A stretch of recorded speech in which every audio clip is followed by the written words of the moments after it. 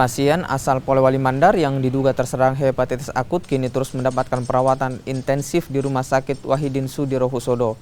Pasien berusia 9 tahun itu telah jalani tes laboratorium awal, namun tidak ditemukan adanya gejala hepatitis jenis A dan juga jenis B.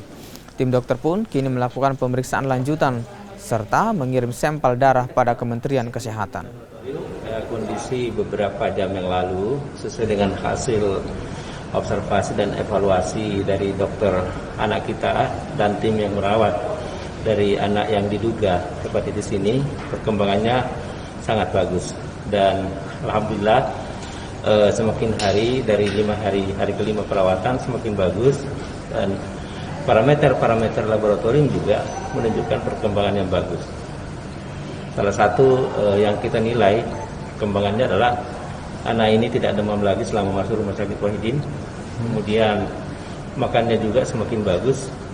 Terus parameter enzim hati yang menjadi petanda yang baik untuk mengatakan seseorang menderita hepatitis juga didapatkan penurunan yang signifikan. Dan tadinya ribuan, di atas 1000, sekarang alhamdulillah di bawah 500. Nah, ini seiring dengan perkembangan parameter laboratorium, klinisnya juga semakin membaik.